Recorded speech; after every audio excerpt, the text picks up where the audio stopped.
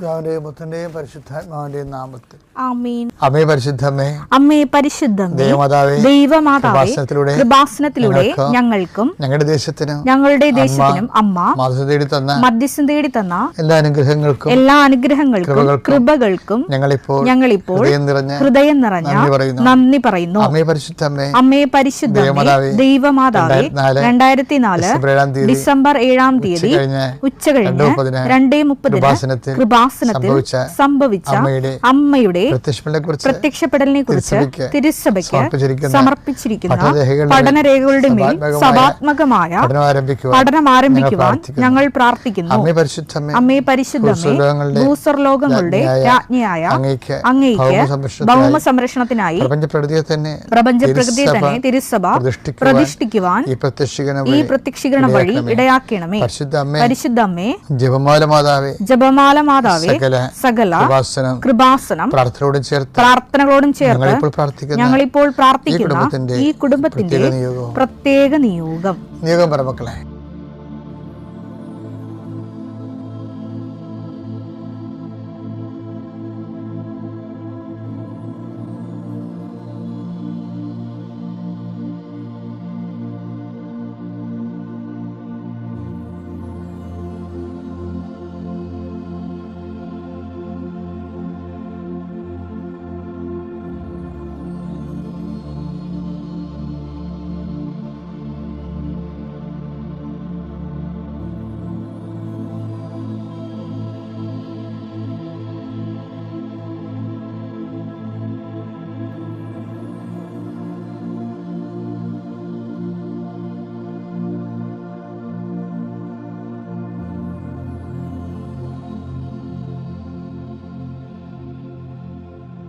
അമ്മയുടെ പ്രത്യക്ഷീകരണത്തിന്റെ ഈ അനുഗ്രഹവേളയിൽ ഞങ്ങൾക്ക് സാധിച്ചു തരുവാൻ കനിയണമേ. ആമേൻ. വിശ്വാസ പ്രമാണം. സർവശക്തനായ പിതാവും ആകാശത്തിന്റെയും ഭൂമിയുടെയും സൃഷ്ടാവുമായ ദൈവത്തിൽ ഞാൻ വിശ്വസിക്കുന്നു. അവിടുത്തെ ഏകപുത്രനും ഞങ്ങളുടെ കർത്താവുമായ ഈശോ മിശിഹായിലും ഞാൻ വിശ്വസിക്കുന്നു.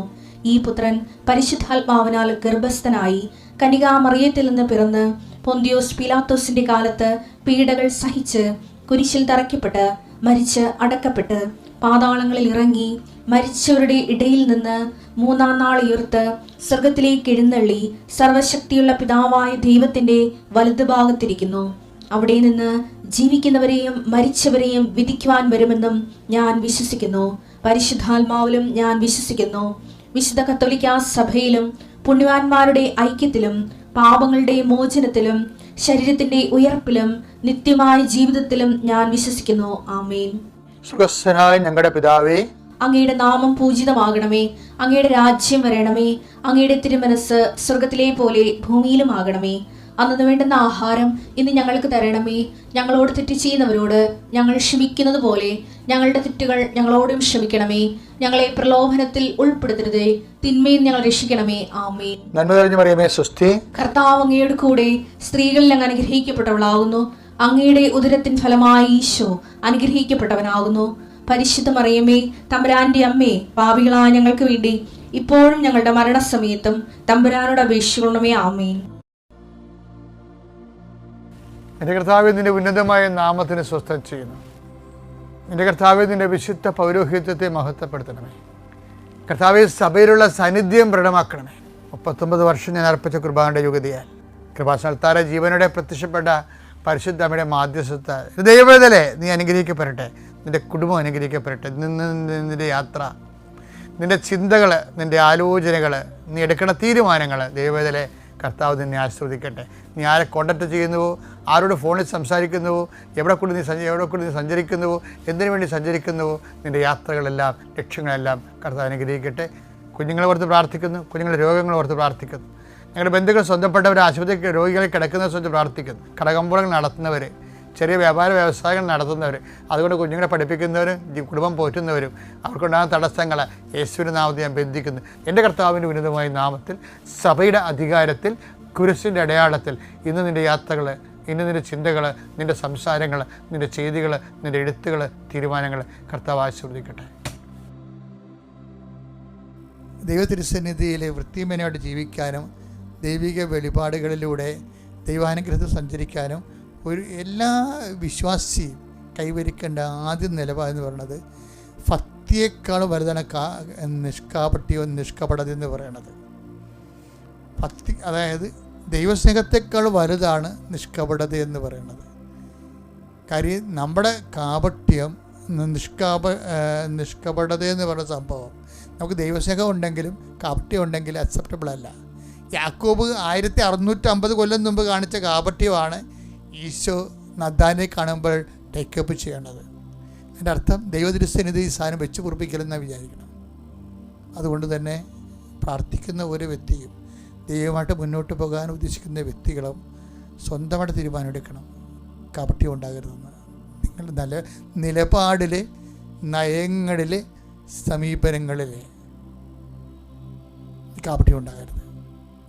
കർത്താവിൻ്റെ പ്രലോഭനങ്ങളായിരുന്നു നമ്മുടെ മരുഭൂമിയിൽ. അവിടെ നിന്ന് ആത്മാവ് അവനെ മരുഭൂമിയിലേക്ക് കൂട്ടിക്കൊണ്ടുപോയെന്നല്ലേ. മരുഭൂമിയിൽ രണ്ടാമത്തെ പരീക്ഷ നോക്കിയേ, ലൂക്ക 4:6. പിശാച് അവനോട് പറഞ്ഞു, ഇവയുടെ മേൽ എല്ലാ അധികാരവും മഹത്വവും നിനക്ക് ഞാൻ തരാം. ഇതെല്ലാം എനിക്ക് നൽകപ്പെട്ടിരിക്കുന്നു. എനിക്കിഷ്ടമുള്ളവർക്ക് ഞാൻ ഇത് കൊടുക്കുന്നു. നീ എന്നെ ആരാധിച്ചാൽ ഇവയെല്ലാം നിന്റേതാകും. അപ്പം അതൊക്കെ മുമ്പ് ഉയർന്ന ഒരു സ്ഥലമാണ് കാണിക്കണത് അല്ലേ? അതൊന്ന് വായിച്ചത്. പിശാച് അവനെ ഒരു ഉയർന്ന സ്ഥലത്തേക്ക് കൊണ്ടുപോയി ഭൂമിയിലെ സകല രാജ്യങ്ങളും ക്ഷണനേരം കൊണ്ട് അവന് കാണിച്ചു കൊടുത്തു. അപ്പൊ എങ്ങോട്ടാ ഉയർന്ന സ്ഥലത്തേക്ക് കൊണ്ടുപോയെന്ന് പറഞ്ഞില്ലേ? എപ്പോഴും ഈ മരുഭൂമിയിലൂടെയാണ് മരുഭൂമി ചെന്നിട്ട് സംഭവിക്കുന്ന വിഷയങ്ങളാണിത്. ഉയർന്ന സ്ഥലങ്ങൾ, നമുക്ക് കയറി നിൽക്കാൻ പറ്റിയ ഉയർന്ന സ്ഥലങ്ങളെ കാണും. ഒത്തിരി പേര് ആ ഉയർന്ന സ്ഥലത്ത് കയറി നിൽക്കുന്നുണ്ടല്ലോ. എന്നിട്ട് പറഞ്ഞാൽ ഉയർന്ന സ്ഥലത്ത് നിൽക്കുമ്പോൾ നമ്മൾ പൊതുജനങ്ങളെ കാണാം, എല്ലാവരെയും കാണാം. അപ്പോൾ പിന്നെ എല്ലാവർക്കും അപ്പീലിംഗ് ആകുന്ന രീതിയിൽ നമ്മളെ തന്നെ അവതരിപ്പിക്കും. കാപട്യം വഴിക്കാണേ. ദിവസങ്ങളിൽ ഒരു വലിയ ഗാനം നല്ലോണം പാടുന്നൊരു വ്യക്തിയാണ്. അയാൾക്ക് നല്ല പേരുണ്ട് നാട്ടിൽ. അയാൾ അങ്ങനെ പറഞ്ഞു, ഒരു ബിഷപ്പിനോട് ഞാൻ 5 രൂപ ചോദിച്ച്, എന്നിട്ട് ബിഷപ്പ് എനിക്ക് തന്നില്ല. അതുകൊണ്ട് ഞാൻ സഭയിൽ അതാണ് പുള്ളി ഉദ്ദേശിക്കുന്നത്. അതായത് ഉയർന്നു വരുമ്പോൾ ഈ മനസാക്ഷിക്കുത്തുണ്ടാവില്ല മനുഷ്യന്. അപ്പോൾ ദൈവത്തെ തള്ളി പറഞ്ഞതിന് മനസാക്ഷിക്കുത്തുണ്ടാവില്ല. അപ്പോൾ മനസാക്ഷിക്കുത്തിന് സ്വയം പൊറുക്കാൻ വേണ്ടി ഒരു മാപ്പുസാക്ഷിനെ സൃഷ്ടിച്ചെടുക്കുകയാണ്. വല്ലവരും പോയി ബിഷപ്പുമാരോട് 5 രൂപ ചോദിക്കുക. അപ്പം തന്നെ കള്ളനാണെന്ന് മനസ്സിലായില്ലേ? അപ്പം തന്നെ ആ പറയണം കള്ളത്തരമാണ്, ആ പറയുന്നതിൻ്റെ ഉദ്ദേശവും കള്ളത്തരമാണെന്ന് മനസ്സിലാണില്ലേ? അപ്പോൾ ഓരോരുത്തർ ഉയർന്നു കഴിയുമ്പോൾ, ഉയർന്ന സ്ഥലത്ത് ചെല്ലുമ്പോൾ മറ്റുള്ളവരെ ഇങ്ങനെ സഭയെ അപമാനിക്കുകയാണെങ്കിൽ തനിക്കൊരു മേൽക്കോയ്മ കിട്ടും. ഇതൊരു പ്രലോഭനമാണ്.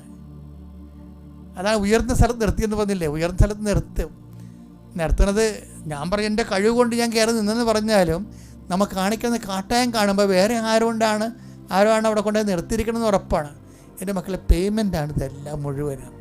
അത് വെച്ചാൽ നമ്മൾക്ക് അത് ദൈവദൃശ്യനെതിരെ അതും ശരി ഇതും ശരിയെന്ന് പറഞ്ഞുകൊണ്ട് ദീപസ്തംഭം മഹാശര്യം എനിക്കും കിട്ടണം പണമെന്ന് ദൈവത്തെ എടുത്ത് നടക്കത്തൊരു പരിപാടി. അപ്പോൾ അതുകൊണ്ട് ഈ വിഷയം എപ്പോഴും നമ്മൾ ശ്രദ്ധിക്കേണ്ട കാര്യമാണ്. ഈ ആത്മാവ് അവനെ മരുഭൂമിയിലേക്ക് കൊണ്ടുപോകുമ്പോൾ ദൈവം തന്നെ കൊണ്ടുപോകും നമ്മൾ. പിന്നെ എന്തിനാണ് കൊണ്ടുപോകണത്? അത് കൊണ്ടുപോകണത് നമ്മുടെ സ്റ്റാൻഡ് ക്ലിയർ ആക്കണം. മരുഭൂമിയെ കൊണ്ട് ഉദ്ദേശിക്കുന്നത് എന്താണ്? നമ്മൾ ഏത് വശത്താണ് നിൽക്കണമെന്നുള്ളതിന്, അല്ലാതെ 2 വില്ലിക്കും ചവിട്ടിക്കൊണ്ട് നിൽക്കാൻ പറ്റത്തില്ല. പേര് കൃഷ്ണലത. ഞാൻ ആദ്യം മാതാവിനും യേശുവിനും നന്ദി പറയുകയാണ് ഇവിടെ വന്നൊരു സാക്ഷ്യം പറയാൻ ഇടയാക്കിയതിൽ. ഞാൻ കൊല്ലം ശാസ്താംകോട്ടയിൽ നിന്ന് വരികയാണ്. ഞാൻ ആദ്യം 2019 മാർച്ച് 14-ാം തീയതിയാണ് ഇവിടെ വന്ന് ആദ്യമായിട്ട് ഉടമ്പടി എടുത്ത് അപ്പോൾ തന്നെ എനിക്ക് എന്തോ ഒരു വലിയ അനുഗ്രഹം ഇവിടുന്ന് ലഭിച്ച രീതിയിലാണ് ഞാൻ പോകുന്നത് തന്നെ. വീട്ടിൽ ചെന്ന് ഞാൻ നല്ലപോലെ ശക്തിയായിട്ട് പ്രാർത്ഥിക്കുമായിരുന്നു. ഞാൻ രാവിലെയും വൈകിട്ടും എല്ലാം തിരികെ കൊളുത്തി മാതാവിനോട് കഴിയാവുന്നതെല്ലാം ഞാൻ പറയുകയും ചെയ്യുമായിരുന്നു. അപ്പോൾ കുറച്ച് ദിവസങ്ങളിങ്ങനെ കഴിഞ്ഞപ്പോൾ മാതാവിൽ ഞാൻ എല്ലാം പറയുന്നുണ്ട്. എന്നാൽ ഞാനൊരു ഹിന്ദുമത വിശ്വാസിയാണ്. മാതാവിനോട് ഞാൻ ചെയ്യുന്നതെല്ലാം ശരിയാണോ എന്നുള്ള ഒരു വിശ്വാസക്കുറവ് പോലെ എനിക്ക് തന്നെ തോന്നി തുടങ്ങി. ഞാനപ്പോൾ ഒരു ദിവസം ഒരാഴ്ച ആയതേ ഉള്ളൂ, ഞാൻ ഇങ്ങനെ മാതാവിനോട് രാത്രി കിടക്കാൻ നേരം ഞാൻ മാതാവിനോട് പറഞ്ഞു, മാതാവേ ഞാൻ ചെയ്യുന്നത് എന്തോന്ന് എനിക്ക് ഉറപ്പില്ല, ഞാൻ ശരിയാണോ എന്തോന്നുള്ളത് എനിക്കൊരു ഉറപ്പില്ലല്ലോ മാതാവേ, എനിക്ക് എന്തെങ്കിലും ഒരു അടയാളം തരണേ മാതാവേ എന്ന് പറഞ്ഞാണ് ഞാൻ ചെന്ന് കിടന്നത്. രാത്രിയിൽ എൻ്റെ മാതാവ് എൻ്റെ മുമ്പിൽ വന്ന് ഇങ്ങനെ കണ്ണടച്ച് തുറക്കുന്നതായിട്ട് എന്നെ മാതാവ് ഉറക്കത്തിൽ കാണിച്ചു. അതിന് ഞാൻ മാതാവിനോട് ഒരുപാട് നന്ദി പറയുന്നു. അതിനുശേഷം മോന് കിഡ്നി സ്റ്റോൺ ഉണ്ടായിരുന്നു. പെട്ടെന്നൊരു ദിവസം വയറ്റുവേദന ഉണ്ടായി, ഹോസ്പിറ്റലിൽ കൊണ്ടുപോയി അവിടെ അഡ്മിറ്റ് ചെയ്തു. സ്കാൻ ചെയ്യാൻ പറഞ്ഞു. സ്കാൻ ചെയ്തപ്പോൾ മോന് കിഡ്നി സ്റ്റോണാണ്. അവിടെ അഡ്മിറ്റ് ചെയ്തു. ഞങ്ങൾ 5 ദിവസമൊക്കെ അവിടെ കിടന്ന് മരുന്നൊക്കെ കൊടുത്തിട്ട് ഒന്നുകൂടെ നെഫ്രോയെ കാണിക്കാൻ പറഞ്ഞ് ഞങ്ങളിഞ്ഞ് പോരുന്നു. വീട്ടിൽ കൊണ്ടുവന്ന് ഞങ്ങൾ നെഫ്രോയെ കാണിക്കാൻ കൊണ്ടുപോയപ്പോൾ ഡോക്ടർ പറഞ്ഞു, സാരമില്ല പേടിക്കണ്ട, മരുന്നൊന്നും കഴിക്കണ്ട, 15 ദിവസം കഴിഞ്ഞ് ഒന്നുകൂടെ സ്കാൻ ചെയ്ത് കൊണ്ടുവരാനാണ് പറഞ്ഞത്. ഞാനപ്പം പ്രാർത്ഥനയുടെ കൂട്ടത്തിൽ ഇങ്ങനെ മാതാവിനോട് പറഞ്ഞു, മാതാവേ എൻ്റെ കുഞ്ഞിൻ്റെ അസുഖം മാറ്റണേ മാതാവേ, ഞാൻ അവനെ ഇവിടെ കൊണ്ടുവരാൻ, ഇനി അവൻ സ്കാൻ ചെയ്യുമ്പോൾ അവന് ആ രോഗം ഉണ്ടാവില്ലേ എന്ന് ഞാനിങ്ങനെ മാതാവിനോട് പ്രാർത്ഥിക്കും. ഞാൻ ഉടമ്പടിത്തൈലൊക്കെ അവന് പുരട്ടുകയും എല്ലാം ചെയ്യുന്നതും പ്രാർത്ഥിക്കുന്നതും ഉണ്ടായിരുന്നു. 15 ദിവസം കഴിഞ്ഞ് ഞാൻ അവനെ സ്കാനിങ്ങിന് കൊണ്ടുപോയി. സ്കാൻ ചെയ്തപ്പോൾ എൻ്റെ മാതാവ് അവൻ്റെ കിഡ്നിയിലുണ്ടായിരുന്ന സ്റ്റോൺ എടുത്ത് കളയുകയും സൗഖ്യപ്പെടുമ്പോൾ നെഫ്രോയെ കാണിച്ചപ്പോൾ പറഞ്ഞ്, ഇപ്പോൾ അവൻ്റെ സ്റ്റോണില്ലല്ലോ, നിങ്ങളൊന്നുകൊണ്ടും വിഷമിക്കേണ്ട, മരുന്നൊന്നും കഴിക്കണ്ട എന്ന് പറഞ്ഞ് അതിന് മാതാവിനോട് ഞാൻ നന്ദി പറയുകയാണ്. പിന്നെ ഇന്നിവിടെ നിന്ന് എനിക്ക് സാക്ഷ്യം പറയാൻ ഇടയാക്കി തന്ന മാതാവിനോട്. കാരണം 2020 മെയ്യിൽ എനിക്ക് പെട്ടെന്നൊരു ദിവസം ഒരു വയറ്റുവേദന ഉണ്ടാവുകയായിരുന്നു. വയറ്റുവേദന ഉണ്ടായി. ഞാൻ ഹോസ്പിറ്റലിൽ പോയി. ഹോസ്പിറ്റലിൽ ചെന്ന് മരുന്നൊക്കെ എടുത്തണൊക്കെ മാറുന്നില്ല. ഞാൻ അവരെന്നെ അവിടുന്ന് ജില്ലാ ആശുപത്രിയിലേക്ക് റെഫർ ചെയ്തു. ഞാൻ ആ ആശുപത്രി ചെന്ന് അവരെന്നെ അവിടെ അഡ്മിറ്റ് ചെയ്തു. ടെസ്റ്റ് ചെയ്ത് അപ്പോൾ പറഞ്ഞ് മരുന്ന് കഴിക്കാനൊന്നും പറഞ്ഞില്ല. അവർ അഡ്മിറ്റ് ചെയ്ത് സ്കാൻ ചെയ്യാൻ പറഞ്ഞു. വയറ്റുവേദനയ്ക്ക് എനിക്കൊരു കുറവും ഉണ്ടാകുമായിരുന്നില്ല. വയറ്റുവേദനയ്ക്ക്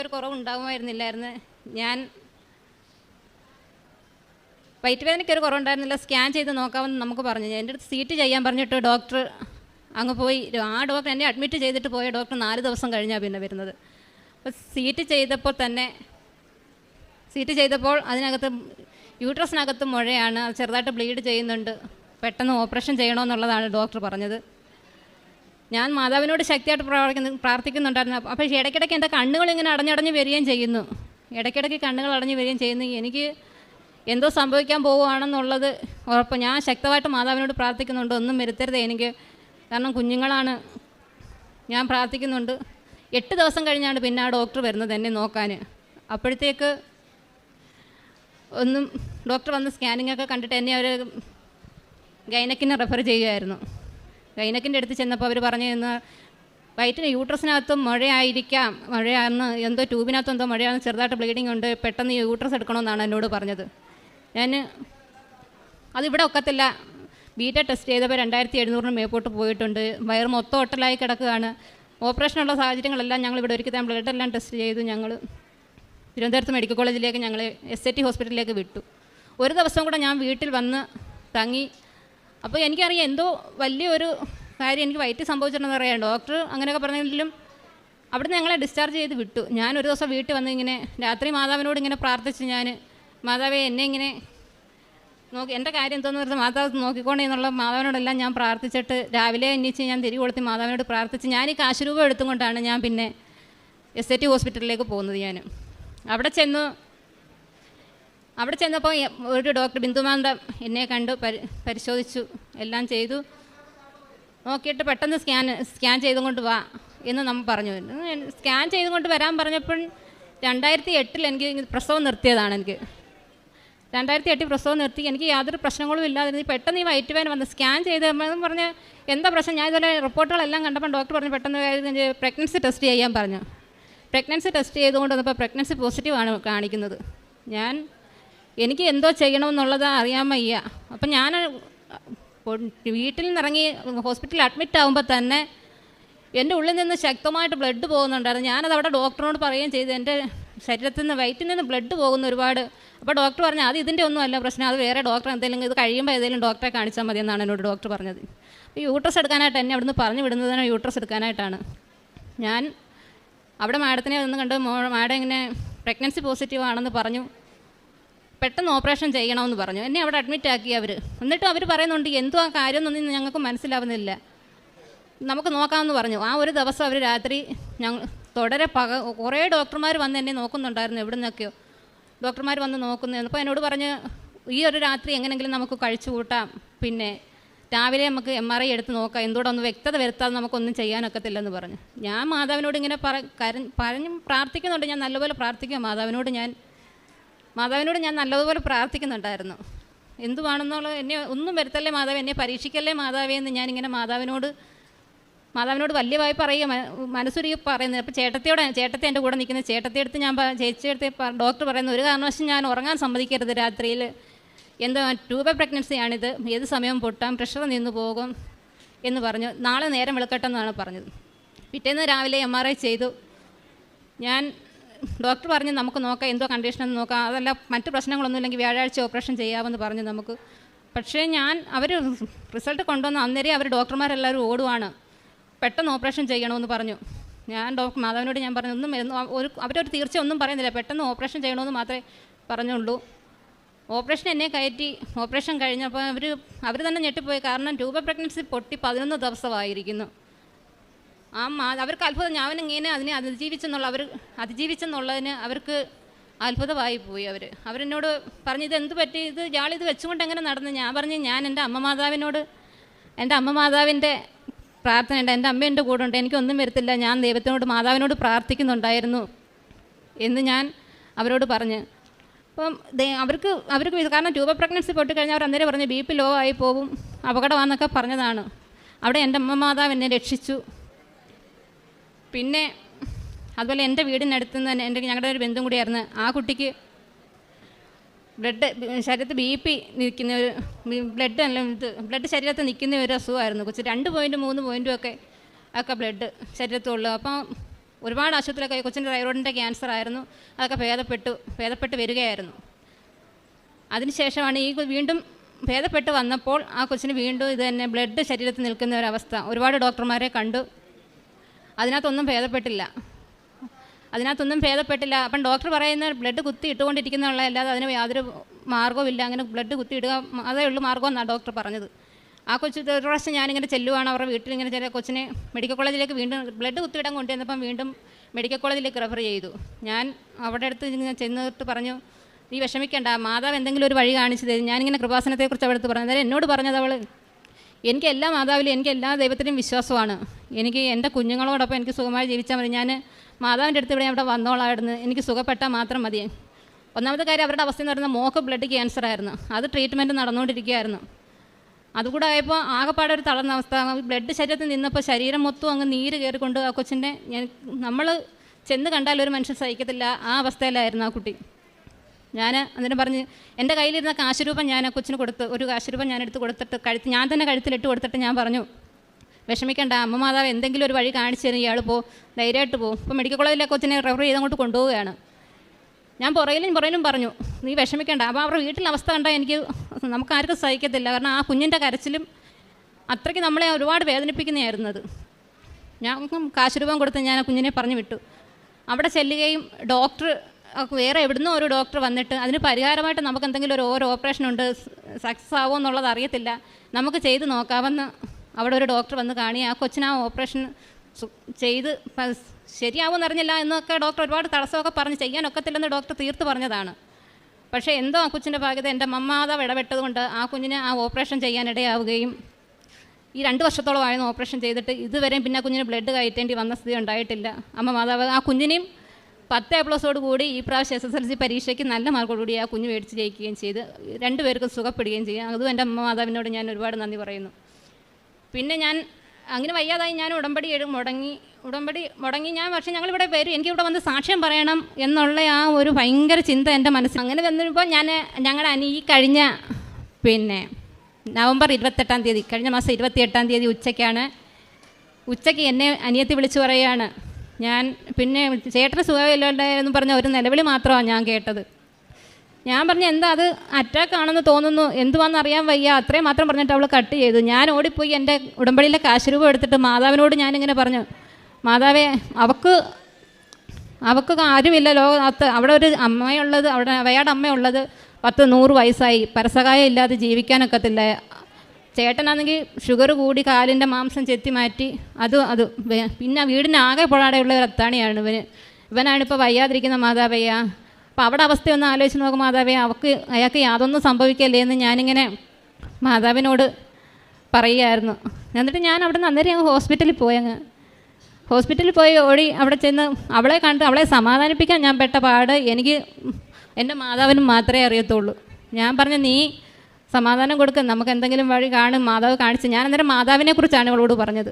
മാതാവ് ഇങ്ങനെ കൃപാസനത്തിലൊരു മാതാവുണ്ട്, മാതാവ് നിനക്ക് എന്തെങ്കിലും ഒരു വഴി കാണിച്ചു തരും, നീ മാതാവിനോട് ശക്തമായിട്ട് പ്രാർത്ഥിക്കാനാണ് ഞാൻ അവളോട് പറഞ്ഞത്. അന്നേരം എന്നോട് പറഞ്ഞ അവൾക്ക് ഭയങ്കര വിശ്വാസമായി. അവൾ പ്രാർത്ഥിക്കായിരുന്നില്ല, ഒരു നേരം വട്ടി പിടിച്ച പോലെ അവളങ്ങ് പറയുമായിരുന്നു.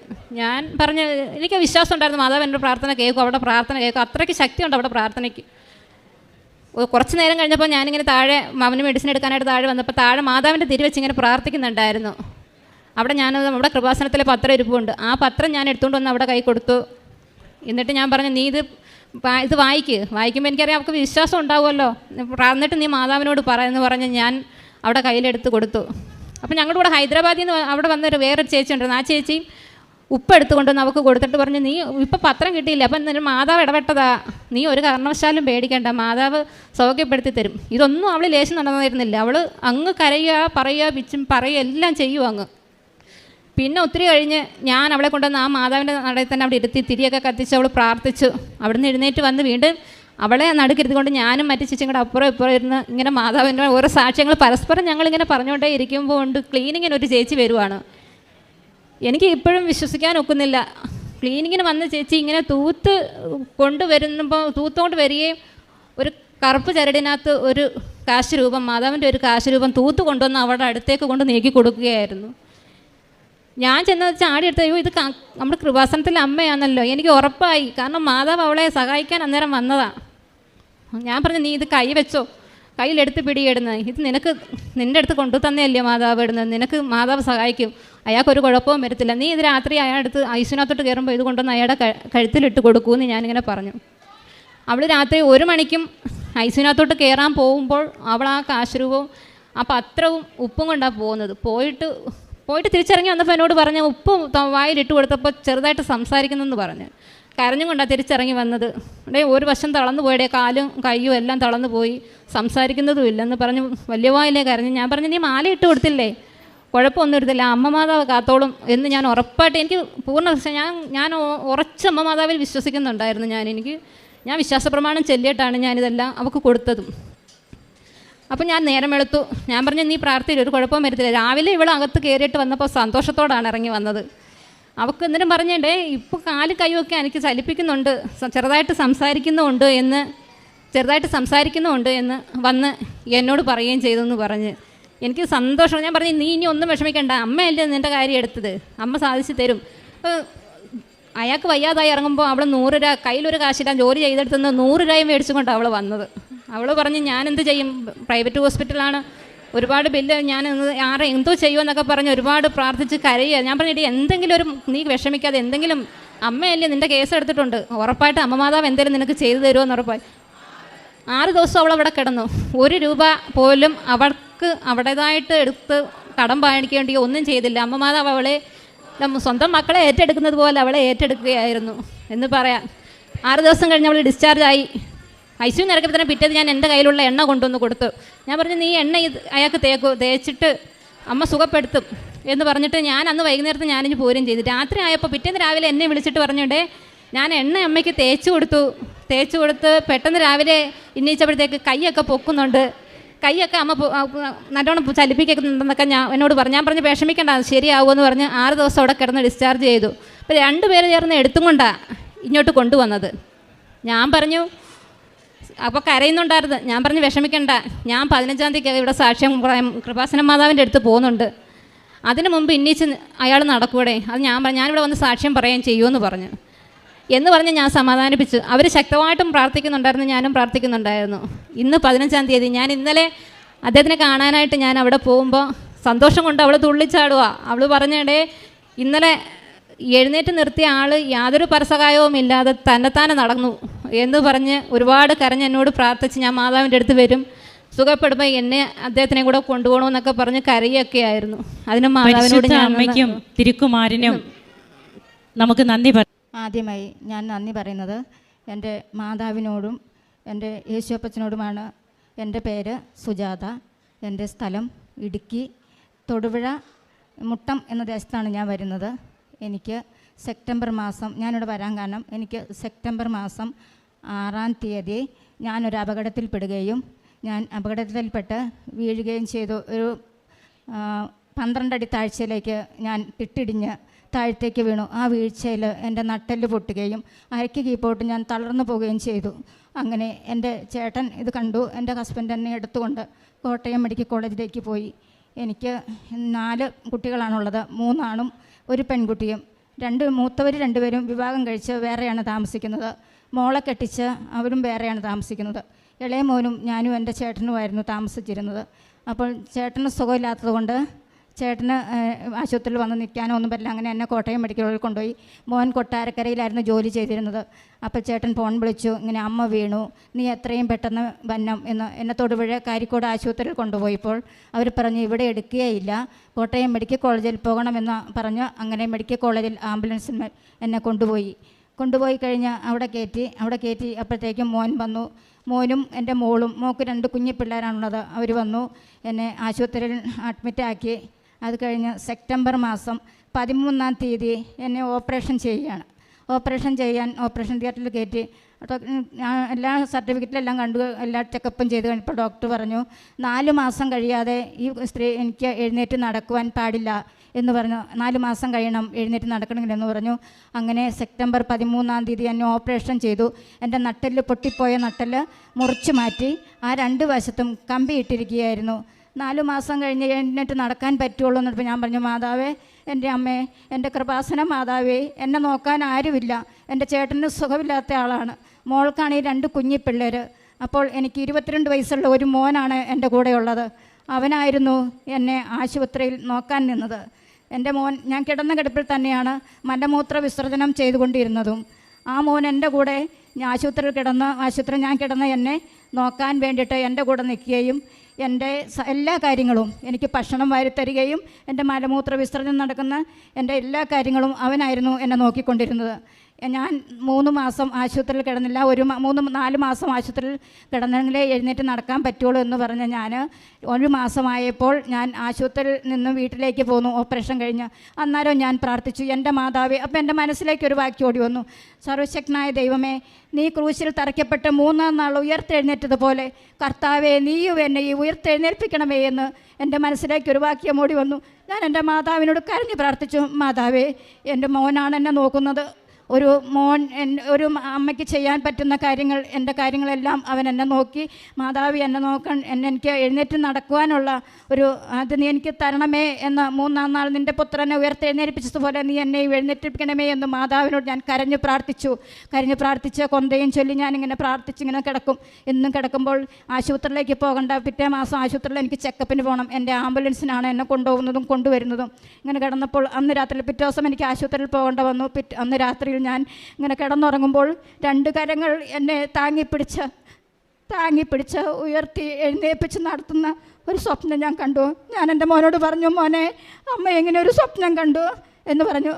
സാരമില്ല അമ്മേ. അന്ന് എൻ്റെ മോളും മോനും കൂടെ എന്നെ ആംബുലൻസിൽ കയറ്റി ആശുപത്രിയിൽ കൊണ്ടുപോയപ്പോൾ ഡോക്ടർ പറഞ്ഞു, നിങ്ങൾ ചെക്കപ്പ് എല്ലാം ചെയ്തു. എക്സ്റേ എടുത്തപ്പോൾ ഡോക്ടർ എക്സ്റേ എല്ലാം കാണിച്ചപ്പോൾ ഡോക്ടർ പറഞ്ഞു, ഒരു കാര്യം ചെയ്യും, വീട്ടിൽ ചെന്നിട്ട് നിങ്ങൾ അമ്മയെ 2 പേരും കൂടി പിടിച്ച് നടത്തിക്കോളൂ എന്ന് പറഞ്ഞു. അങ്ങനെ ഞാൻ പയ്യെ നടന്നു. എൻ്റെ പെരയുടെ മുറിക്കകത്തോടെ എൻ്റെ മക്കൾ എന്നെ പിടിച്ച് നടത്തി കഴിഞ്ഞ് ഞാൻ എൻ്റെ പേർക്ക് അപ്പം ഞാൻ മാതാവിനോട് പറഞ്ഞു, മാതാവേ, അങ്ങനെ ഞാൻ എഴുന്നേറ്റ് നടാൻ ആദ്യം നിൻ്റെ സന്നിധിയിൽ വന്ന് ഞാൻ ഉടമ്പടി എടുത്തുകൊള്ളാം എന്ന് ഞാൻ മാതാവിനോട് നിബന്ധന ചെയ്തു. അങ്ങനെ സെപ്റ്റംബർ മാസം 28-ാം തീയതി എൻ്റെ മക്കൾ രണ്ടുപേരും എന്നെ വണ്ടി വിളിച്ച് ഇവിടെ കൊണ്ടുവന്ന് താങ്ങി പിടിച്ച് ഞാനിവിടെ വന്ന് ഉടമ്പടി എടുത്തു. മാതാവിനോട് കരഞ്ഞു പ്രാർത്ഥിച്ചു. ഞാനിവിടെ നിന്ന് എൻ്റെ മക്കൾ എന്നെ ഇവിടെ നിന്ന് എന്നെ താങ്ങി പിടിച്ച് ഇവിടെ നിന്ന് ഞങ്ങൾ വണ്ടിയിൽ കയറി വീട്ടിൽ ചെന്നു. വീട്ടിൽ ചെന്ന സമയത്ത് ഞാൻ ആ ഉടമ്പടി തൈലമെടുത്ത് എൻ്റെ കൊന്തയും ചൊല്ലി എൻ്റെ വിശ്വാസ പ്രമാണം ചൊല്ലി ഉടമ്പടി തൈലമെടുത്ത് എൻ്റെ മോനെ കൊണ്ട് തന്നെ എൻ്റെ പുറത്ത് തേപ്പിക്കുകയും എൻ്റെ നടുവിന് ഓപ്പറേഷൻ ചെയ്ത ഭാഗത്ത് തേപ്പിക്കുകയും ഉപ്പ് കഴിക്കുകയും അങ്ങനെ ഞാൻ ചെയ്ത് എനിക്ക് ഇപ്പോൾ ഞാൻ നടന്ന പിറ്റേ ചൊവ്വാഴ്ച ഞാനിവിടെ നിന്ന് നടന്ന തൊടുപുഴയിൽ നിന്ന് വണ്ടി കയറി തന്നെത്താനെ വണ്ടി കയറി ഞാൻ ഇവിടെ വന്ന് എൻ്റെ മാതാവിൻ്റെ അടുത്ത് ഞാൻ വന്ന് ഉപവാസമെടുത്ത് തൊടുപുഴ ചൊവ്വാഴ്ചത്തെ ധ്യാനം കൂടുകയും ഞാൻ ഇവിടെ ചെയ്തു. ഞാൻ തന്നെത്താനെ എന്നിട്ട് ഇവിടുന്ന് ബസ് കയറി വീട്ടിൽ ചെല്ലുകയും ചെയ്തു. ആ ദിവസം ഇത് കഴിഞ്ഞ പിന്നെ എല്ലാ ദിവസവും ഞാൻ ഇവിടെ വന്ന് ധ്യാനം കൂടാറുണ്ട്. തന്നെയാണ് വരുന്നത്. ആ നിമിഷങ്ങളിൽ എനിക്ക് ഇതുവരെയായിട്ടും ഒരു വേദനയോ അല്ലെങ്കിൽ ഒരു ബുദ്ധിമുട്ടോ ബസ്സിൽ കയറുമ്പോൾ ഒരു ബുദ്ധിമുട്ടോ ഉണ്ടായിട്ടില്ല, കുറഞ്ഞിട്ടില്ല. എന്നാലും ഒത്തിരി മാറ്റം എൻ്റെ മാതാവ് എനിക്ക് എഴുന്നേറ്റ് നടക്കാൻ 4 മാസം പറഞ്ഞ എൻ്റെ മാതാവ് എന്നെ പിറ്റേ മാസം ഉയർത്തെഴുന്നേറ്റ് തന്ന മാതാവിനും യേശുവിനും എനിക്ക് 1000 നന്ദികൾ അർപ്പിക്കുകയാണ് ഞാൻ. എൻ്റെ മാതാവിന് നന്ദി, യേശുവിന് നന്ദി. നമ്മൾ വിശ്വസിക്കുന്ന നമ്മുടെ ദൈവമായ മാതാവ്, എൻ്റെ കൃപാസന മാതാവ്, എന്നെ ഇത്രത്തോളം എഴുന്നേൽപ്പിച്ച് തന്ന എൻ്റെ മാതാവിനും എൻ്റെ യേശുവപ്പച്ചനും നന്ദിയുണ്ട്. പിന്നെ ഞാനിവിടെ വന്ന് ഉടമ്പടി എടുത്തു കഴിഞ്ഞപ്പോൾ ഞാൻ 6 നിബന്ധനകൾ വെച്ചു. 6 നിബന്ധനകളിൽ ഒന്ന്, എൻ്റെ മോള് പ്ലസ് 2 പഠിച്ച് ആയുർവേദ നേഴ്സിംഗ് പഠിച്ച് ജോലിയൊക്കെ ചെയ്യുകയായിരുന്നു. വിവാഹം കഴിഞ്ഞതിന് ശേഷം അവൾക്ക് ജോലിക്ക് പോകാൻ പറ്റിയില്ല. 2 കുഞ്ഞുമക്കളാണ് ഉണ്ടായിരുന്നത്. ആ കുഞ്ഞുമക്കളെ ഇട്ടേച്ച് പോകാൻ പറ്റില്ല. അതിപ്പം മക്കളൊക്കെ അറിവായി കഴിഞ്ഞപ്പോൾ അവൾക്ക് ജോലിയിൽ പോകാനുള്ള സാഹചര്യമായില്ല. പിന്നെ ഞാൻ മാതാവിനോട് പറഞ്ഞു, മാതാവേ എൻ്റെ കുഞ്ഞിനൊരു ജോലി ശരിയായി വന്നേ എന്ന് പറഞ്ഞു. അങ്ങനെ ഞാനിവിടെ ഒന്ന് പ്രാർത്ഥിച്ച് ഒരു 2 ആഴ്ച കഴിഞ്ഞപ്പോൾ എൻ്റെ മോൾക്ക് അംഗൻവാടി ടീച്ചറായിട്ട് ജോലി കിട്ടുകയും ചെയ്തു. പിന്നെ 2ാമത്തെ നിബന്ധന, എൻ്റെ മോൻ പണിക്ക് പോയതായിരുന്നു. ഓടിൻ്റെ വർക്കാണ്. കെട്ടിടത്തിൻ്റെ മേളിൽ നിന്നും അവൻ താഴത്തേക്ക് ചാടി അങ്ങനെ നടുവ് മേലാതെ ഇരിക്കാനും എഴുന്നേൽക്കാനും നടക്കാനും ഒന്നും മേലാത്ത ഒരവസ്ഥയിലായിരുന്നു. അങ്ങനെ ഞാൻ മാതാവിനോട് വന്ന് പ്രാർത്ഥിച്ചു, എൻ്റെ മാതാവേ എൻ്റെ മോൻ്റെ നടുവേദന മാറ്റി കൊടുക്കണേ. അവനല്ലാതെ എൻ്റെ ഹസ്ബൻഡിന് സുഖമില്ലാത്ത ഒരാളാണ്. അവനല്ലാതെ എന്നെ നോക്കാൻ ആരുമില്ല. അങ്ങനെ എൻ്റെ മോൻ, ഞാൻ ആ ഉടമ്പടി തൈലം അവൻ്റെ നടുവിൽ പരട്ടി വിശ്വാസ പ്രമാണവും ചൊല്ലി കൊന്തയും ചൊല്ലി അവനെ തേച്ച് കൊടുത്തു, ഉപ്പും കൊടുത്തു. അങ്ങനെ എൻ്റെ മകൻ്റെ നടുവേദനയ്ക്ക് സൗഖ്യം വന്നു. പിന്നെ 3ാമത്തെ സാക്ഷ്യം, എൻ്റെ അച്ഛൻ്റെ പെങ്ങളുടെ മോക്കടെ കൊച്ച് ഹസ്ബൻഡുമായിട്ട് പിണങ്ങി വന്ന് വീട്ടിൽ നിൽക്കുമായിരുന്നു. അപ്പോൾ ഞാനിങ്ങനെ ധ്യാനം ഉടമ്പടി എടുക്കാൻ പോകാമെന്ന് പറഞ്ഞപ്പോൾ അവൾ പറഞ്ഞു, എടി നീ ഉടമ്പടി എടുക്കാൻ പോവുകയാണെങ്കിൽ ഒരു കാര്യം ചെയ്യുക, എൻ്റെ മോക്കടെ കാര്യം കൂടെ ഒന്ന് എഴുതിയിടുമോ എന്ന് ചോദിച്ചു. ഞാൻ പറഞ്ഞു, അതിനെന്താടി ഞാൻ എഴുതി വിടാം എന്ന് പറഞ്ഞതുകൊണ്ട് അങ്ങനെ ഞാൻ എഴുതിയിട്ട് ഇവിടെ വന്ന് ഉടമ്പടി എടുത്ത് എഴുതിയിട്ട് പ്രാർത്ഥന എഴുതിയിട്ട് വീട്ടിൽ ചെന്ന് 3ാം പക്കം അവൾ എന്നെ വിളിച്ചു, എടി എൻ്റെ അമ്മുവിൻ്റെ കെട്ടിയൻ വന്നു, അവൻ്റെ കൂട്ടിക്കൊണ്ട് പോകാൻ വന്നു എന്ന് പറഞ്ഞു. അവരങ്ങനെ ഇപ്പോൾ സന്തോഷമായിട്ട് ജീവിക്കുകയാണ്.